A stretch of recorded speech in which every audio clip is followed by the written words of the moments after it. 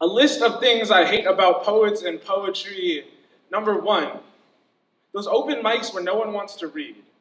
Like 80% of the crowd isn't already poets. Like I know you all came with at least one poem or two or three, or honestly, you probably brought your whole list because on the way here you decided that you hate all the new shit you wrote and you're tired of reading that one poem that you've been reading for the entire last year.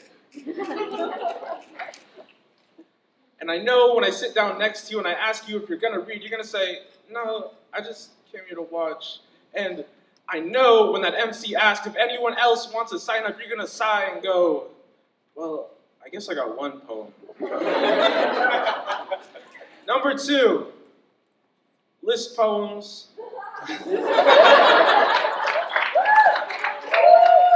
They're overused, they're easy to write, and there's way too many on button poetry.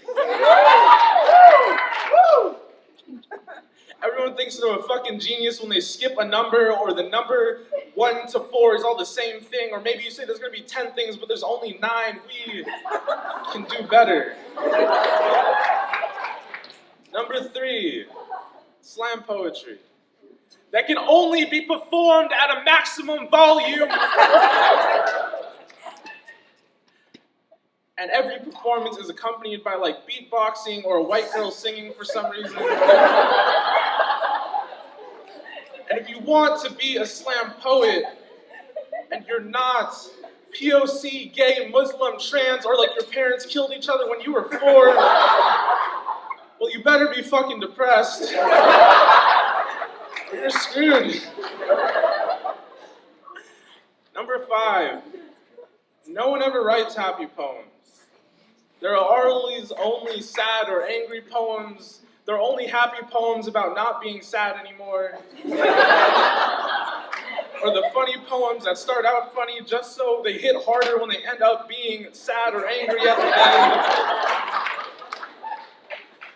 Number 5, I think. Why is every poet so cool? Like literally every single one of you I meet, I want to like befriend you, date you, or become you. Number 6,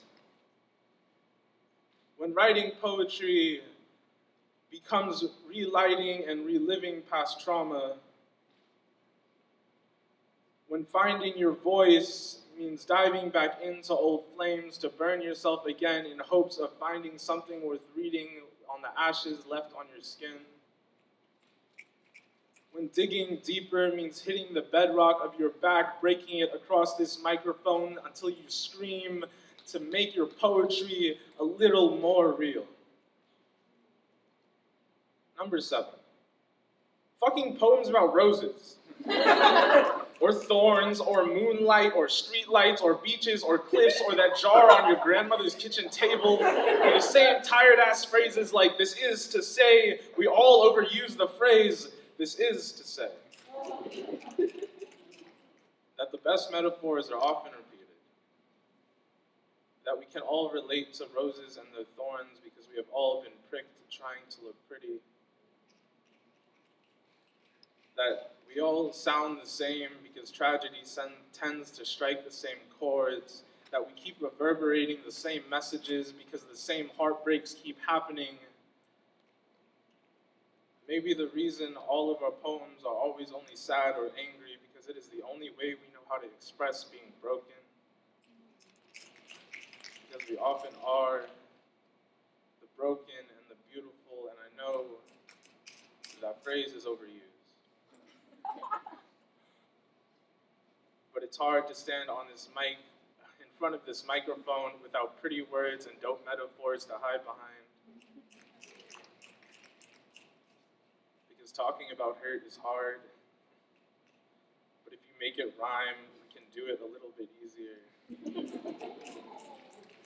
Because sometimes putting things into a list is the only way you know how to confront them. Because sometimes a whisper into a microphone is all you can muster, but sometimes a shout is the only volume you know to convey how unbelievably fed up you are. Number 8. Fuck shouting. I hate when a poet steps up to the stage and the only volume he can speak at is loud. I hate that I feel like I'm becoming that poet.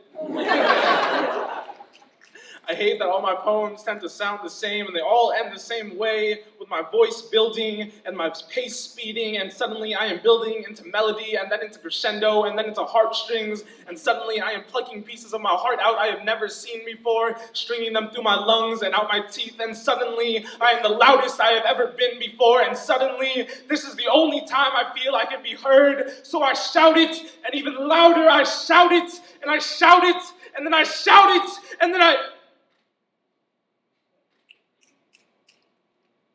whisper some sad shit into a microphone.